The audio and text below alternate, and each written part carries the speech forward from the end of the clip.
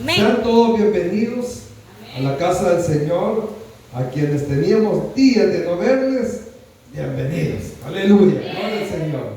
Vamos esta noche a abrir nuestra Biblia para seguir, hermanos, en el desarrollo del estudio de la palabra de Dios, en la epístola que hemos venido leyendo y pues reflexionando acerca de lo que es cada versículo de la palabra del Señor. Estamos los días jueves, por el momento, estudiando la epístola de Judas, y esta noche vamos a continuar del versículo 9 al 10. Con la ayuda del Señor vamos esta noche a aprender de estos dos versículos. Judas, verso 9. Váyase al Apocalipsis, regrésese una página, ¿verdad? Desde el capítulo 1 de Apocalipsis para atrás, la página de atrás es la epístola de Judas. Son 25 versículos de esta epístola, donde hemos venido aprendiendo de la urgencia que tenía Judas al escribir esta carta acerca del peligro que la iglesia del Señor estaba atravesando. Peligro que hoy en día también se está moviendo dentro de la iglesia del Señor. Judas capítulo 9 dice de la siguiente manera: pero cuando el arcángel Miguel contendía con el diablo, disputando con él por el cuerpo de Moisés, no se atrevió a proferir juicio de maldición contra él, sino que dijo: el Señor te reprenda. Pero estos blasfeman de cuantas cosas no conocen, y en las que por naturaleza conocen, se corrompen como animales irracionales. Amén. Vamos a orar esta noche, amado Dios. Le damos gracias porque nos permite poder alabarle, adorarle. Gracias, Señor, por cada uno de los hermanos y hermanas que esta noche están en casa, por aquellos, Señor, que a través de las redes se han gozado también. Bendiga sus vidas y permítanos hoy todos juntos, Señor, aprender de su palabra, Señor. Que sea su Espíritu Santo hoy trayendo, Dios eterno, la comprensión de estos dos versículos en los que queremos, Señor, ser instruidos para poder ir así, Señor, avanzando en el conocimiento de su voluntad para con nosotros. Gracias esta noche, Espíritu Santo, háblenos, prepare nuestra mente, nuestro corazón, y así, Señor amado, que podamos gozarnos también con la palabra. En el nombre de Jesucristo se lo suplicamos y le damos gracias, Señor. Amén y amén. Pueden tomar su asiento, mi amado hermana y hermano, esta noche. Hemos venido estudiando esta epístola y hemos llegado, amados hermanos, el jueves anterior al versículo 8, donde veíamos acerca de los que se infiltraron a la iglesia del Señor y que estaban queriendo desviar con sus doctrinas erróneas a los creyentes. Veíamos, hermanos, que el apóstol Judas los tildaba como soñadores que mancillan la carne, es decir, como personas que no están en la realidad de la doctrina del Señor, en la realidad de la fe que es en el Señor, sino que ellos, hermanos, habían traído falsas doctrinas a la iglesia, donde con estas querían desviar la fe del creyente. Y entonces el apóstol aquí en el verso 8 nos señalaba de que tanto era el caso de estas personas, que el mismo apóstol dice que se vistieron de ovejas, pero eran lobos, que empezaron, hermanos, a hacer las costumbres de aquellos pueblos paganos que cayeron, hermanos, en pecados de lascivia, en pecados, hermanos, de sexualidad. Entonces, estas personas, hoy aquí en el versículo 10, el versículo 9 que hemos leído, el apóstol quiere, hermanos, ponernos un gran ejemplo para que nosotros vayamos comprendiendo este versículo. Es bien importante, hermanos, saber quién es el arcángel Miguel.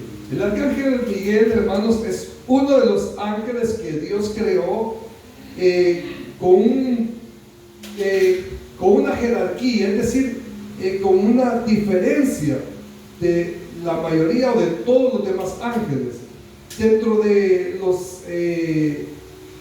los ejércitos del Señor, hermanos, hay diferentes tipos de seres celestiales. Nosotros conocemos a los arcángeles, conocemos a los ángeles, a los arcángeles, hay serafines, hay querubines. Entonces vemos, hermanos, que Dios tiene una creación grande a su disposición, pero que hoy, cuando nosotros leemos en Judas acerca del arcángel, llama bastante la atención, porque solamente en 2 partes de la Biblia nosotros vamos a encontrar esta palabra que dice arcángel. En Primera de Tesalonicenses, capítulo 4, verso 16, habla que cuando el Señor Jesús venga, hermanos, por su iglesia, va a venir con voz de mando, dice la palabra de Dios, que con voz de arcángel. Pero cuando el apóstol está, hermanos, diciendo que el Señor vendrá con voz de arcángel o con voz de mando, se está refiriendo a que cuando el pueblo de Dios ha sido, hermanos, convocado, siempre ha habido un sonido que ha distinguido, hermanos, ese llamado. Yo no sé si se recuerdan del shofar. El shofar era usado antiguamente para convocar a la asamblea o para convocar al pueblo de Dios cuando había, hermanos, una reunión importante o cuando había que reunirse y salir a la batalla. Entonces, de esa misma manera es que el apóstol lo dice en Primera de Tesalonicenses. Pero cuando nosotros vemos aquí en Judas que habla de arcángel, hermanos, encontramos que son las únicas 2 veces que la Biblia habla de arcángel.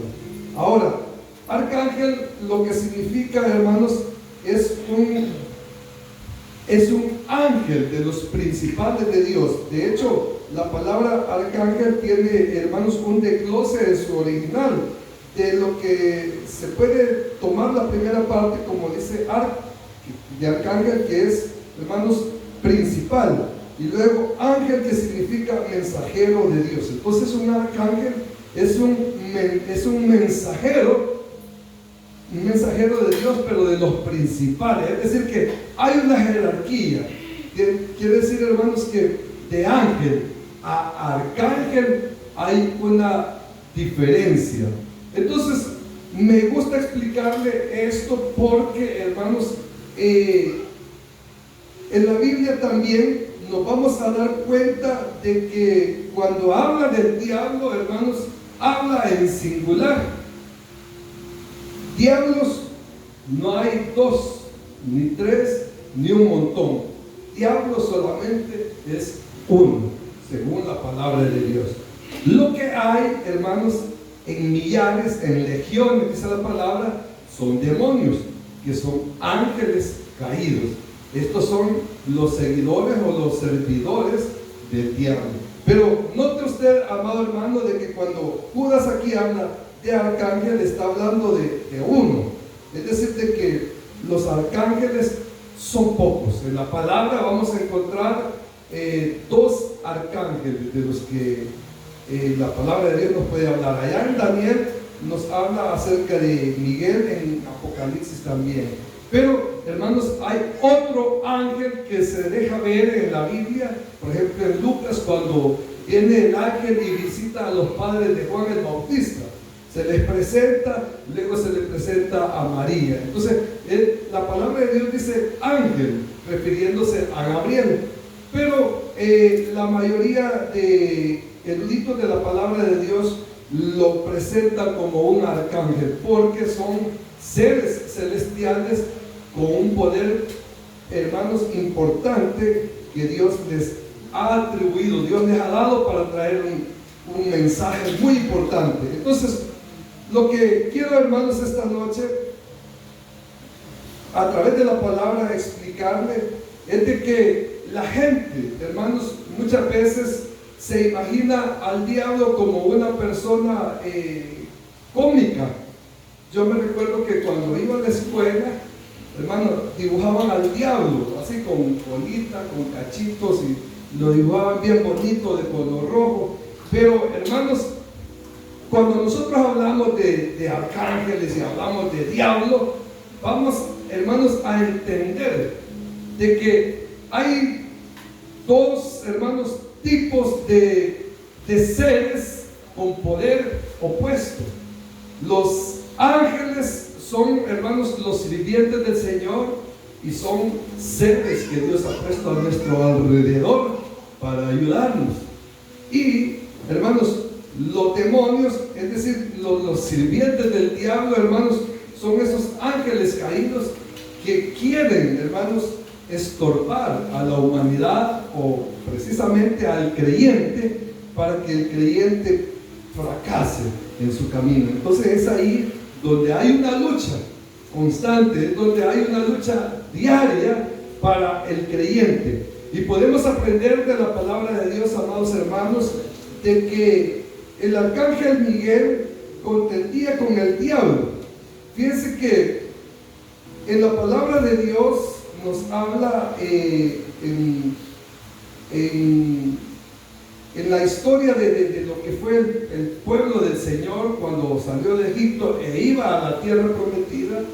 Dice que el Señor le había prometido a su pueblo llegar a esa tierra prometida, pero que a Moisés no le permitió llegar a causa, hermanos, del enojo que tuvo. Fue un trato muy especial entre Dios y Moisés. Pero a lo que quiero llegar es de que el Señor le dijo a Moisés: hasta aquí vas a llegar. Y dice la palabra de Dios que murió y fue sepultado, pero que nadie conoce dónde fue sepultado, porque fue Dios quien lo sepultó. Entonces, lo que Judas hoy está aquí hablando en este verso es esa ocasión en la que Moisés murió. Y dice que el diablo llegó a querer arrebatar el cuerpo físico de Moisés. El diablo lo quería, hermanos, para usarlo, lo quería para algún propósito de él.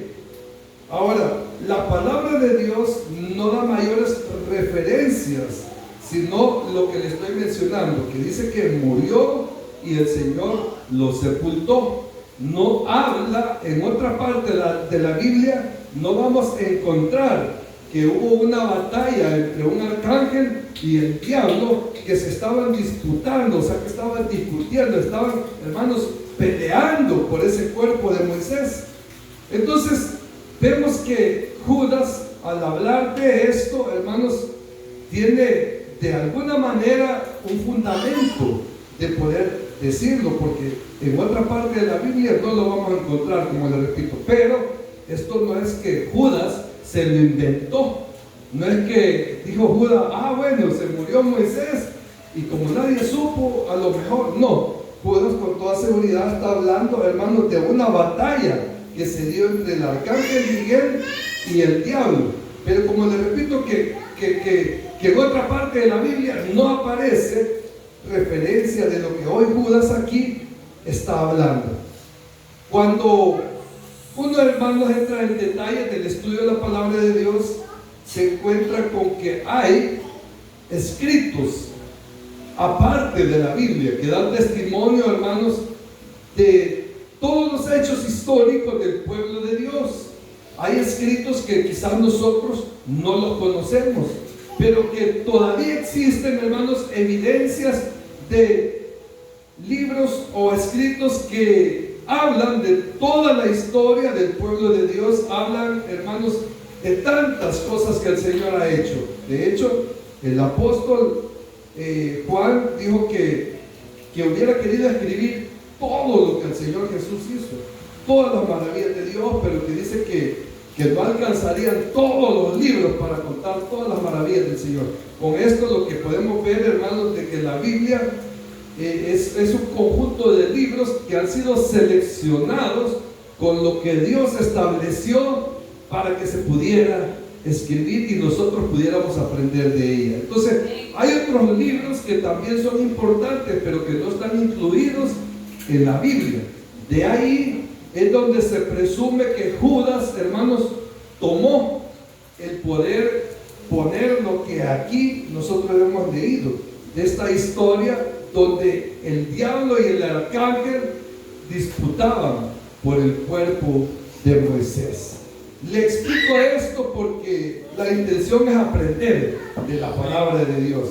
Ahora, el enfoque de Judas no es precisamente, hermanos, contarnos la historia de esa disputa del cuerpo de Moisés con el arcángel Miguel, en el sentido, hermanos, que nosotros le pongamos como mayor enfoque a esa historia, sino que lo trae como referencia, hermanos, porque cuando estaba esa disputa entre el diablo y el arcángel Miguel, aquí dice, hermanos, en el versículo 9, no se atrevió a proferir juicio de maldición contra él. Es decir, hermano, mire, le decía en un principio que los ángeles son seres especiales que Dios ha creado y que les ha dado poder. Los arcángeles de igual manera tienen un rango superior a los ángeles. Ahora, el diablo fue una creación de Dios, una creación como ángel, que era, hermanos, casi perfecto. Era un ángel bello, era un ángel, hermano, admirable, porque, hermano, Dios lo había hecho tan precioso y también le dio cierto poder. Entonces el diablo, hermanos, era un ángel que estaba dentro de una posición importante dentro de las huestes celestiales. ¿Qué le quiero decir con esto? Lo que le quiero decir, hermanos, que el arcángel Miguel, aún con la autoridad que Dios le había dado, con ese poder que Dios le había dado, no se atrevió, hermano, a maldecir al diablo, no se atrevió a enjuiciarlo por cuenta propia, no se atrevió, hermanos, a hablar nada en contra del diablo. No sé si me está comprendiendo. ¿Por qué le digo esto? Porque Judas, en los versículos anteriores, nos está hablando, hermanos, de que los apóstatas blasfemaban en contra de las autoridades de Dios. ¿Y cómo blasfemaban? Blasfemaban porque no aceptaban la autoridad que Dios había puesto en la iglesia. No se sujetaban a las autoridades, le llevaban la contraria a los hombres que Dios había puesto a liderar esa iglesia. Entonces dice Judas que de esa manera ellos estaban blasfemando. ¿Alguien me puede decir qué significa blasfemar? Alguien que me ayude. Es una ofensa a Dios, es llevarle la contraria, es ser opuesto a lo que Dios ha establecido. Eso es blasfemar. Entonces, como estos hombres que se habían infiltrado a la iglesia habían traído, hermanos, una doctrina errónea y no querían aceptar la sana doctrina que los apóstoles enseñaban, hermanos, es ahí cuando Judas dice que estos hombres blasfemaban en contra de las autoridades. Es decir, hermanos, que estaban ofendiendo a Dios porque no aceptaban lo que los pastores o los líderes que estaban al frente enseñaban a la iglesia. Dice que ellos querían llevar a la iglesia por lo que ellos pensaban. Por eso en el versículo anterior vamos a ver que el apóstol dice soñadores, porque ellos, hermanos, tenían un concepto propio de lo que era la salvación y no lo que los apóstoles enseñaban por medio del Espíritu Santo. Hemos hablado muchas veces que la salvación, hermanos, es por la gracia de Dios, que la salvación es por la fe en el Señor, en el sacrificio de nuestro Señor Jesucristo, ¿verdad? Por la fe somos salvos. Entonces, aquellos falsos hermanos, maestros estaban enseñando otra cosa. Y es ahí cuando son amonestados dentro de la iglesia, es ahí cuando son reprendidos, o sea, regañados, cuando los confrontan y ellos, en vez de decir, ay hermano, sí tiene razón, ¿verdad? Yo estoy predicando otra cosa o estoy queriendo enseñar algo que no es, en vez de ser humilde y reconocer su error, lo que hicieron, dice en el versículo anterior, es, hermanos, dice, blasfeman de las potestades superiores. O sea, lo que hicieron es renegar, lo que hicieron es pelear, lo que hicieron es, hermanos, discutir y llevarle la contraria a las autoridades de Dios. Ahora, cuando Judas, hermanos, nos está hablando de esta disputa entre el diablo y el arcángel Miguel, lo que está diciendo, hermanos, que aunque Miguel tenía la razón, no discutió con el diablo, sino que le dijo que el Señor te reprenda, hermano. Esto nos da una gran lección. ¿Sabe por qué? Porque hay luchas, hay guerras espirituales, hermanos, que no las vamos a ganar en nuestra fuerza, sino que es Dios quien pelea por nosotros. Es Jehová de los ejércitos el que va, hermanos, delante de nosotros, y no tenemos necesidad nosotros de sacar la caja de lustre. ¿Me escuchó esto? ¿Verdad? No tenemos necesidad de mostrar nuestras habilidades para defendernos, ¿sí?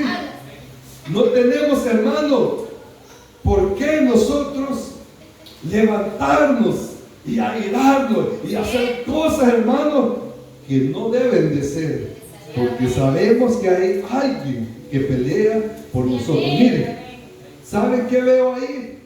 Que el arcángel Miguel conocía al diablo, o sea, porque se conocieron allá en el cielo, y el arcángel Miguel sabía que el diablo era una persona angelical, hermanos, creada por Dios y que tenía un rango superior a cualquier otro ángel.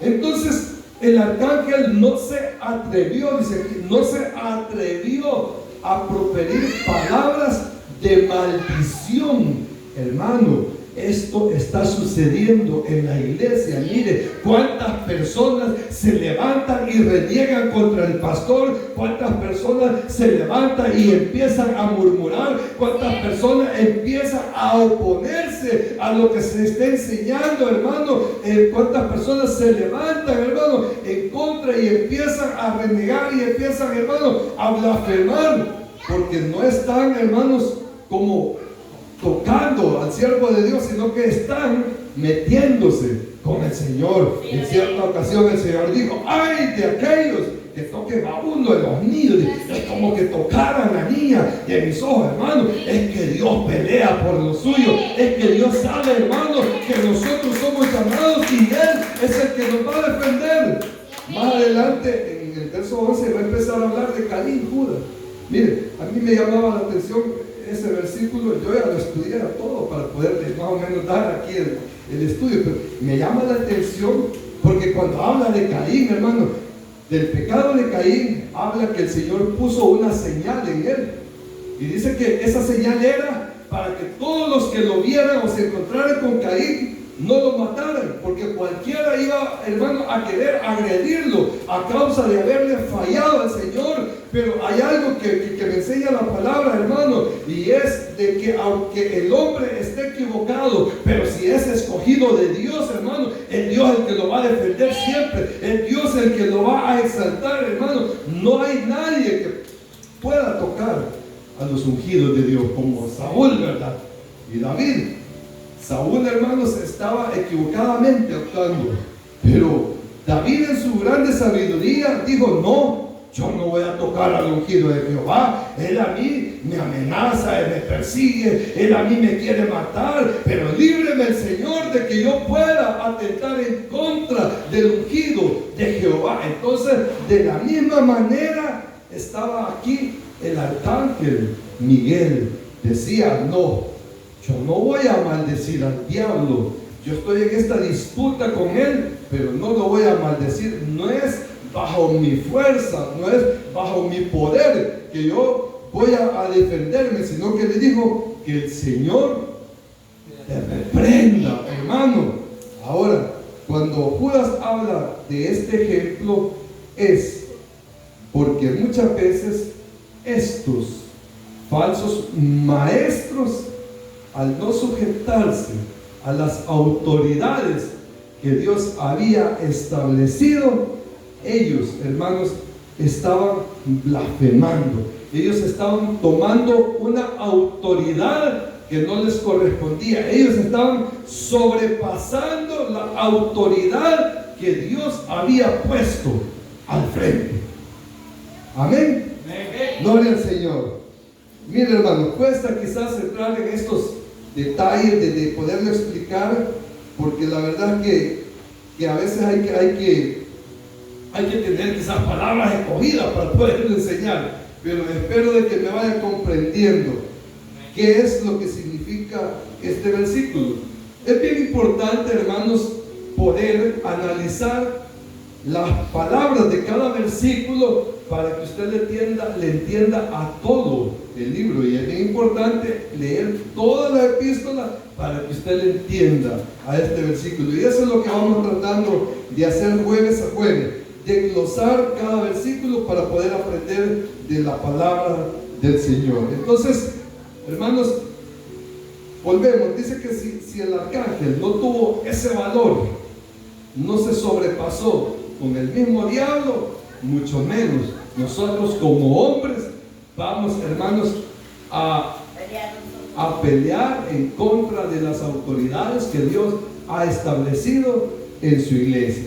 Por supuesto, siempre y cuando sea la sana doctrina. La sana doctrina la vamos a defender, como dice, a capa y espada, porque la verdad, hermano, hay que defenderla. Entonces, el verso 10 dice: pero estos blasfeman de cuantas cosas no conocen. Cuando dice Judas aquí, pero estos, se está refiriendo a los falsos maestros, ¿verdad? Que dice aquí que blasfeman de cuantas cosas no conocen. Vuelvo al mismo ejemplo. Blasfemaban, hermanos, de la gracia del Señor, porque ellos argumentaban de que para ser salvos no era suficiente solamente decir sí, yo creo, y que ahí se arregló todo y que ya somos salvos. Como lo he dicho, miren, el tema de la gracia del Señor es bien discutido hoy en día también, porque hay personas que no creen, y no creen porque no tienen fe. Entonces, estas personas que discuten, hermanos, que no puede ser posible de que nosotros seamos salvos solamente por confesar con nuestra boca de que Jesucristo es el Señor. Mire, para muchas personas no es posible esto, hermano. Hay muchas personas que quisieran vernos quizás haciendo penitencias, que quisieran verlo a usted, que usted viniera desde su casa, no caminando con sus pies, sino que con sus rodillas.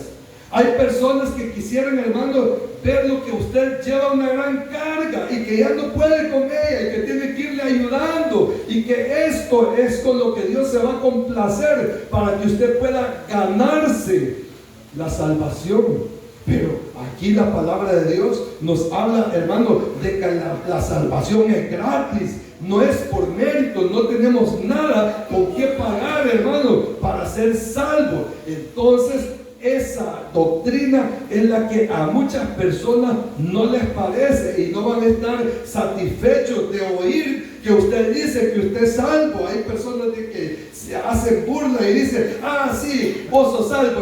Entonces el día que te vayas, el día que decís que vas para el cielo, aunque sea de los zapatos me voy a agarrar de vos, pero me voy yo también para el cielo, porque la gente piensa que, hermano, solamente de decir me voy. Pero no, la palabra de Dios dice: por gracia sois salvos. Entonces, hermanos, si el Señor dice que por gracia somos salvos, yo yo estoy seguro que soy salvo. Y le guste o no le guste al enemigo, nosotros somos salvos. Y no tenemos nada más que hacer, sino que solamente creer. Entonces, aquellos falsos maestros no cabían en esta doctrina de la gracia. Para ellos había que hacer, como les digo, muchos rituales. Pero acuérdense que si no fuéramos al cumplimiento de los 10 mandamientos, el primero en haberlo fallado sería yo, sería usted, porque dice la Biblia que nadie pudo cumplir los 10 mandamientos. Entonces, aquellos falsos maestros, hermanos, blasfemaban en contra de lo que no conocían, porque ellos no habían conocido la gracia de Dios, ellos no habían conocido la fe en el Señor Jesucristo. Por eso Judas les dice que están, hermanos, blasfemando en contra de lo que no conocen. Y las que por naturaleza conocen, oiga, y las que por naturaleza conocen, cuando dice y las que por naturaleza conocen, se lo voy a descifrar de la siguiente manera. ¿Qué es la fe para usted? La convicción de lo que Es la certeza de lo que se espera, la convicción de lo que no se ve. Esa es la fe. O sea, la fe no es, hermanos, decir, este es un micrófono. ¿Usted me cree que este es un micrófono? O sea, usted me va a creer porque está viendo que es el micrófono y que funciona como micrófono, ¿verdad? Pero si yo viniera y le dijera, hermano, yo tengo un micrófono en mi mano y este micrófono el Señor me lo dio, y cuando yo venga a adorar a Dios aquí, cuando yo hable con este micrófono, va a sonar en esa bocina lo que yo esté cantando en el Señor. Entonces, hermano, ya va a decir, será o no será. Y vengo yo y traigo el micrófono de la fe y empiezo a cantar y empiezo a predicar, y usted empieza a escuchar que está saliendo el sonido en esa bocina de lo que estoy hablando, hermano. Eso es la convicción, eso es la fe, porque se está llevando a cabo aquello que no se ve, pero que se está dando en la vida del creyente. Eso nos enseñó esta noche. Entonces, eso, hermano, es la fe. Y dice que estos, y en las que por naturaleza conocen, miren, blasfemaban en lo que no conocían y blasfemaban en lo que también conocían. ¿Cómo es eso? Vaya, cuando le decía que blasfemaban en lo que no conocían, porque en la fe ellos estaban perdidos, porque no creían, y ellos querían enseñar otra cosa, estos falsos maestros. Pero blasfemaban, es decir, ofendían a Dios en las que conocían también. ¿Cómo? Lo que les mencionaba en los 10 mandamientos. Todo el mundo sabe, hermano, que existen los 10 mandamientos, ¿verdad? Pero todo el mundo sabe que nadie los puede cumplir. Y ellos alegaban que tenía que cumplirse los 10 mandamientos cuando ellos ni siquiera podían cumplir uno. Y ellos estaban, hermanos, discutiendo que tenían que hacerlo, porque ellos, hermanos, alegaban con las cosas razonables, con las cosas, hermanos, que se conocen. Las cosas que se conocen, por ejemplo, hermano, es lo que aquí se desarrolla, ¿verdad? Las cosas que se conocen es lo que nosotros hacemos aquí, que venimos, oramos, le cantamos al Señor, predicamos la palabra de Dios, oramos por los enfermos, cuando se puede, hermano, nosotros evangelizamos y hacemos todo lo que esté, hermanos, en el desarrollo de un culto a Dios. Entonces, aún en esas cosas, estos falsos maestros blasfemaban a Dios. ¿Sabe por qué? Porque ellos buscaban su conveniencia. ¿Cómo así? Ellos sabían, por ejemplo, le voy a tocar un tema que no a muchos les gusta. Ellos sabían que había que diezmar. Entonces, ellos alegaban, bueno, el diezmo, hermanos, siempre lo vamos a recoger, siempre vamos a pedir el diezmo. Y empezaban a discutir que el diezmo tenía que, hermanos, darse de parte de los creyentes. Pero ¿para qué ocupaban el diezmo? No lo ocupaban para adorar a Dios, para servirle al Señor. No lo ocupaban como Dios había enseñado, hermanos, que se debería de ocupar el diezmo, sino que lo ocupaban, hermanos, para beneficio propio, para algo que a ellos les importaba, para enriquecerse, en otras palabras, para darse su gustito, para darse, hermano, o cumplirse sus caprichos. Entonces ellos blasfemaban en lo que también conocían. ¿Me escuchó esto? Amén.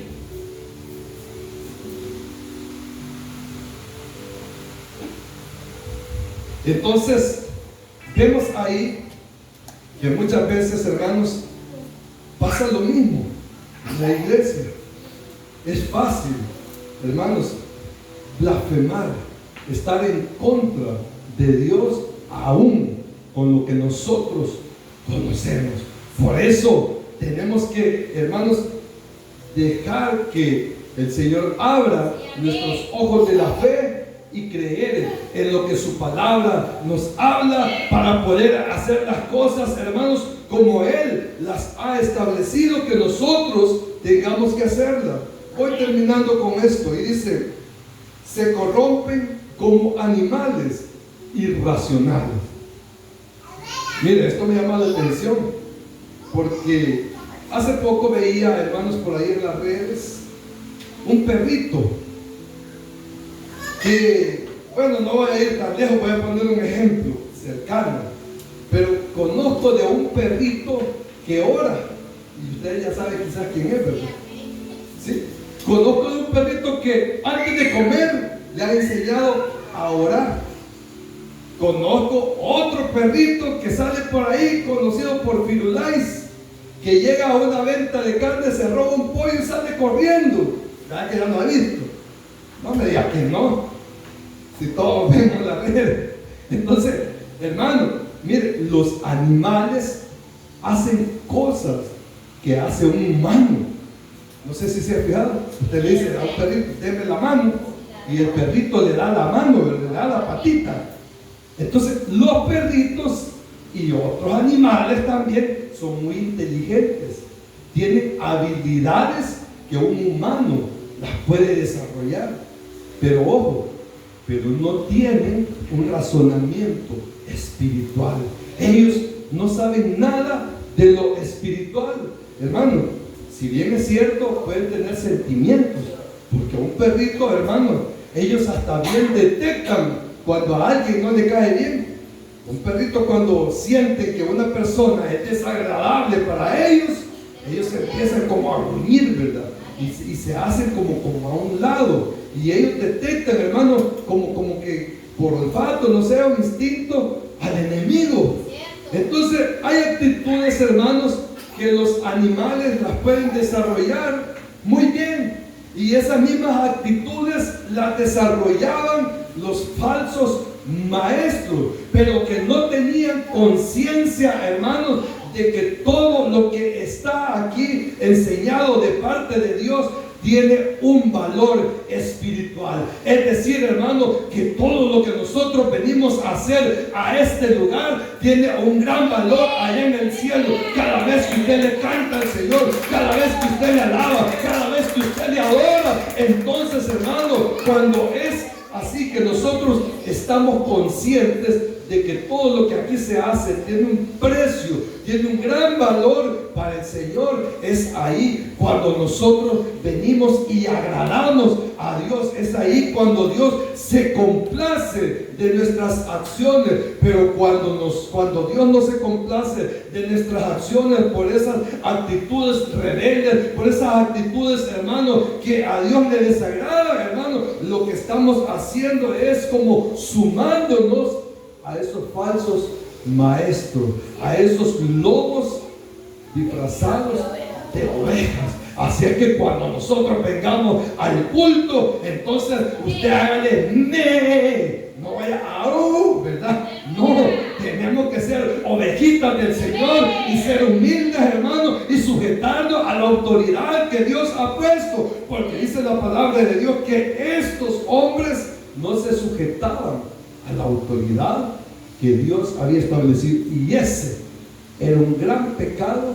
Por eso trajo el ejemplo Judas de el arcángel Miguel con el diablo, ¿verdad? Sí, amén. Que el arcángel no tuvo valor de maldecir al diablo. Imagínense, al diablo que era, hermano, el diablo, ¿verdad? Y cualquiera puede decir, ah, no, yo al diablo lo tengo debajo de nuestros pies, el diablo es aquí, el diablo es allá, y empieza usted, hermano, a hablar en contra del diablo. Ojo con lo que le voy a decir. El diablo está derrotado porque el Señor lo derrotó en la cruz del Calvario. Nosotros nunca lo podemos derrotar en nuestra fuerza, porque fallamos, porque pecamos, porque tenemos, hermanos, muchos defectos, y el diablo, hermanos, tiene un poder superior al que nosotros como humanos tenemos. Pero la diferencia está en esto, hermano, que lo que nosotros no podemos hacer en nuestra capacidad, el Señor sí lo puede hacer por nosotros. Por eso el arcángel le dijo que el Señor te reprenda. Y voy terminando con esto.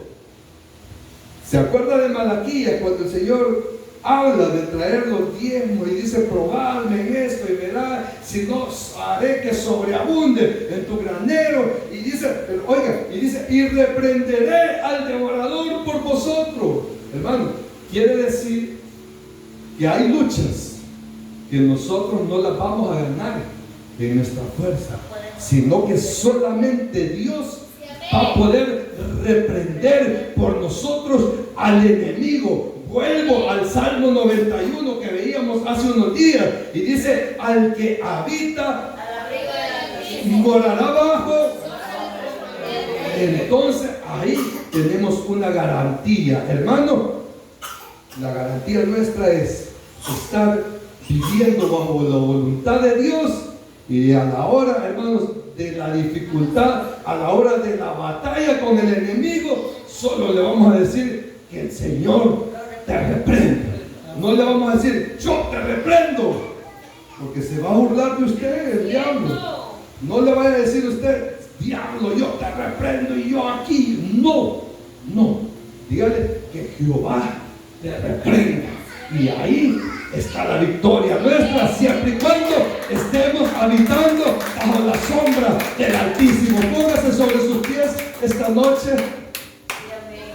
Démosle gracias al Señor. Mire, solo 2 versículos, y créame que me cuesta como para poder